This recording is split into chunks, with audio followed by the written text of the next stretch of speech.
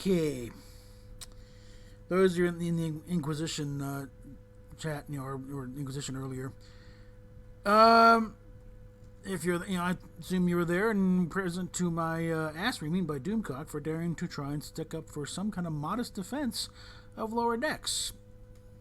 And this sort of brings the thing of, I think I need to explain a little better why I'm defending this show, at least as much as I am. For one thing, I think we're operating under several misconceptions with regards to lower decks. One, it's still being, it's a Kurtzman. Kurtzman has virtually nothing to do with this show. He's not writing it. He's not sending stories over. This is all Mike McMahon. It's from him. And I've seen more genuine enthusiasm for Star Trek out of his interviews than I have for anything out of the other guys. So it's not one of these things written by people who hate Star Trek for people. No. It's written by genuine fans here. Okay? This is my main thing. I'm not saying, it's the greatest thing or whatever. Push them for better quality. But let's stop saying it's not Kurtzman Trek. It's not a part of, Alex Kurtzman probably barely knows what's going on over there. And that may have been by design by CBS, because they don't. If they're trying to get rid of him, there's don't let him be involved in anything regarding the show. We want actually something good, or something not him. That isn't. The main thing is to stop labeling it along with Discovery and Picard. It's not a part of that. It's judging on its own thing here, and by that, when you scrape away the association with Lower Decks, with Discovery and Picard, judge this show on its own premise, and just what the premise is. These people are not explorers. All right, when you take Discovery, well, first let's take care of one thing. The Mary Sue term has been thrown around a lot. Let's take a look. The very origins of the Mary Sue trope. It was started in 1973. Fan author Paula Smith appeared in the fanzine Menagerie No. 2. And this is the entire Mary Sue origin story right here. And I'll say this right now, him chewing me a new one has probably done more for my channel than all the shadows he's done over the past 2 years. So, yes, let it never be said, I'm not afraid to stand up to the crowd, okay? It would have been very easy to jump on the bandwagon. Oh, this sucks. These people, no. If a show's gonna be chewed on, it's gonna be chewed on for what it actually is, not for because some idiot happens to be assigned the producer of a executive producer. This is a marriage of convenience. This is a green card marriage here, okay? It's the only way, because of that damn contract that this show could get on the air right now. But Lower Decks and the rest of Christmas stuff, they don't live in the same house, okay? So, gee, golly gosh, glorioski, thought Mary Sue as she stepped onto the bridge of the Enterprise. Here I am, the youngest lieutenant in the fleet, only 15 and a half years old. Captain Kirk came up to her.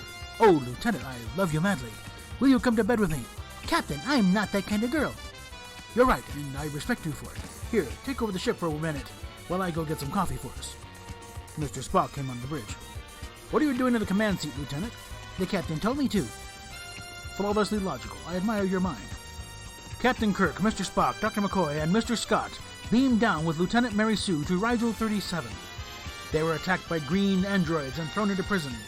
In a moment of weakness, Lieutenant Mary Sue revealed to Mr. Spock that she too was half Vulcan. Recovering quickly, she sprung the lock with her hairpin, and they all got away back to the ship. But back on board, Dr. McCoy and Lieutenant Mary Sue found out that the men who beamed down were seriously stricken with the jumping cold wobbies. Mary Sue less so. While the 4 officers languished in sickbay, Lieutenant Mary Sue ran the ship, and ran it so well she received the Nobel Peace Prize, the Vulcan Order of Gallantry, and the Tralfamadorian Order of Good Guyhood. However, the disease finally got to her, and she fell fatally ill. In the sickbay, as she breathed her last, she was surrounded by Captain Kirk, Mr. Spock, Dr. McCoy, and Mr. Scott, all weeping unashamedly at the loss of her beautiful youth and youthful beauty, intelligence, capability, and all-around niceness. Even to this day, her birthday is a national holiday on the Enterprise. That's it. That is the origin of the whole Mary Sue concept. And then a few years later, they referred back to this thing, the Mary Sue Stories. Mary Sue Stories, the adventures of the youngest and smartest ever person to graduate from the academy and ever get a commission at such a tender age. Usually characterized by unprecedented skill in everything from art to zoology, including karate and arm wrestling. This character can also be found burrowing her way into the good graces / heart / mind of one of the big three, Kirk, Spock, and McCoy, if not all three at once. She saves the day by her wit and ability, and if we are lucky, she has the good graces to die at the end, being grieved by the entire ship. So, Michael Burnham, there's a certain amount of Mary Sue in there. Beckett Mariner, not much, because she really doesn't have the ambition. She's been reduced in rank. She got demoted for whatever she pulled. And she really has no ambition to command the ship or win over the graces of the captain. In this case, it's her mother. If anything, it's a parody of the Mary Sue character. Because, yeah, she's a capable officer. She's been around a lot. She can do quite a bit. But she's quite content to be in the lower levels and being a troublemaker. And let's because I know a lot of people have, this is Starfleet. Starfleet is a very large organization, kids. Not everybody's out there exploring and being boldly, brave and whatever, Not everyone's out there going and splitting infinities that have never been split before, okay? Someone's got to pick up the laundry and the trash, okay? That's where this ship comes in. They're not out there, making new discoveries. These are the ones that come behind. And like I said, okay, sign here. Yeah, here's your pizza, Now, the senior staff, maybe have some delusions about one day being on the Enterprise or other ships, but they ain't there yet for probably a good reason. So this is part of dealing with this show as it is, not as a part of the larger, insidious agenda of Picard and Discovery. Those are their own little monsters over there, and their own little section over there under in Secret Hideout. Lower Decks is not a part of that. So let's stop branding it as a part of that. Kurtzman has nothing to do with this show other than getting a check for being an executive producer and doing nothing with it. That's all I'm really saying with the show. Judge it on its own merits, not because it's of association with the two worst productions ever produced, in this franchise. And when you do that and stop looking for agendas and demeaning and insults, what none are really meant, it's actually, it's got its moments. It'll be a funny show. Yeah, there's problems. And I think we should, push them on those problems and get them to fix it. But we have enough battles as it is. Very legitimate ones. Alex Kurtzman should never write anything more complicated than a grocery list. The only interaction with television productions you'd ever have is selling them at Best Buy. Okay? He is a reprobate. He's an idiot. He's a blatant plagiarist. That's going to catch up with him sooner or later. Again, I can't tell you to like or not like the show. But listen to your captain. It's not Kurtzman Trek. It fits with canon. We're learning a little more about Starfleet than we ever did watching the Enterprise. We're learning there's lower rungs here. That gold stripe or anything, that means a service ship. It's way down the list of ships. This ain't an explorer. Wherever this ship goes, it's been mapped very thoroughly. Okay, they know what's there. They know who's there. So, like I said, I can't tell you if it, if you don't like it, good or bad. But I can't tell you how to like it or not like it. I'm not going to argue that it's the greatest thing ever produced here. But I am saying that this is not part of Kurtzman's agenda to destroy Star Trek. This is one feeble little attempt to try and sneak it back in. These are written by fans. Just go back to when Mecca and Rob and Tom were at the Vegas convention. They're probably almost the only ones at the convention besides Stuart and Samuel at Trek Yards. And they said that these are the only ones that had any real enthusiasm for Star Trek. That seemed to know what the hell they're doing. So how about we give them a chance to prove they know what they're doing and not automatically jump down their throats because they have to be attached to a secret hideout in order to get on the air. That's all I'm defending here, okay? Just give them a fair shot here. And being loaded for bear before the thing even premieres to hate it. Okay? And that's really what I'm seeing here. Everyone was so prime to despise this show right off the bat that it's not been given a fair shot on its own thing. And that's something we've always tried. We'll give it a fair shot on its own, but no, not this time. The guns were out before the first thing even rolled. And yeah, I don't lay my Trekkie credentials up against anybody, okay? It fits, okay? It doesn't take a whole lot of tweaking to get it to fit with... Again, these guys know their Star Trek, okay? They're having fun with it, but they know their stuff. And it's not just because, we finally say, Klingon, please marry me, I was just so loving. No, okay?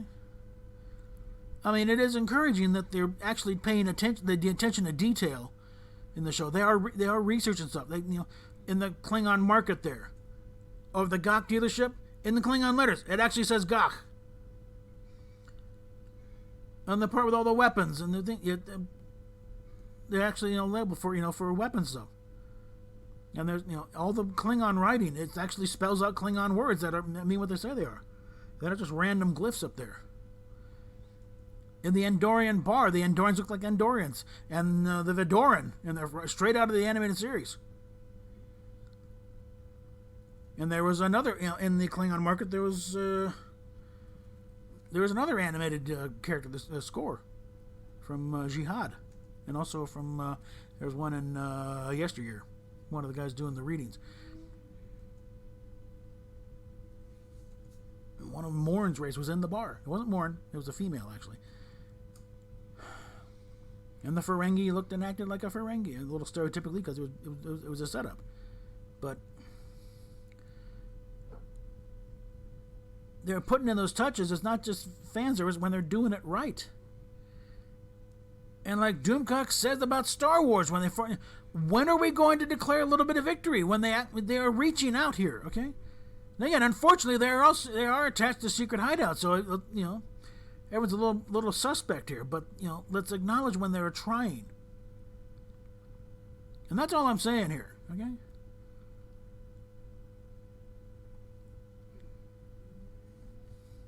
This is not some part of a little battered wife that, he's only beating me 3 times a week now instead of all 5. No, they are trying here, guys. Okay? Again, whether or not they're succeeding, that's up to your individual taste, okay? But I'm saying, based on, again, the interviews with Mike McMahon and other comments on there, and when Jerry O'Connell put his little comment and working on all the Star Trek puns in the one thing, I responded on there saying, "You're not helping, Jerry," and he really liked it. He put a heart on it, and I am and I've put out I've tweeted towards Mike McMahon if he's willing to come on to one of the more critical YouTube channels to maybe at least have his day in court, Because this was one case of where, we've had some fun with the Inquisition to this point here. I even suggested it should be called the Fanish Inquisition, but this is hitting a little club because I lost family back in the actual Inquisition, way back, when Queen Mary earned the title Bloody Mary. There's a couple of my families in family line, well, not direct line, but somewhere in the family that are listed among the list of martyrs. So this one is hitting a little, slightly close to home there. I'm going to hold it, Let's back it up a little bit here. And that's why I phrased my, request to Doomcock. I request permission to speak on behalf of the accused. And I know they don't do guests on the Inquisition, but if there's special circumstances here, I'm not, so. But as I said, the little ass ripping he gave me for during the thing, that's done more for my channel, I think, in a long time. So, thank you. But that's the big thing. It's let's not be so quick to, whip out the phasers and say, it's a Kurtzman show, shoot it! No. This is not Kurtzman Trek. I've seen plenty of Kurtzman Trek. And I've seen plenty of real stuff. I know the real stuff when I see it, alright? I would not be helping out on a new edition of the Concordance if I didn't know this stuff, okay? Like I said, I will rate my credentials as a Trekkie up against anybody.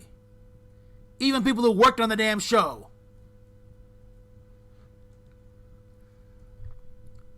So when I'm saying, I'm not saying it's the greatest thing. I'm not saying it's a good or well-written or whatever, but I am saying, yes, this does qualify as Star Trek, okay? It fits in canon. Just because this isn't the best and the brightest, no, it's far from it. But, Beckett Mariner. No, she's not really a Mary Sue, because not everyone's on the ship likes her, from the captain on down. She's got only maybe a few friends on that boat. And she's not trying to say the fact she has screwed up a few times, like this last episode that aired, by not reading the mission briefing and figuring, we just beam up. No, if you had read the briefing, you knows that there is a security field around the planet that prevents beaming or easy contact communications. So, yeah. And that's why they had to go trace on foot. So,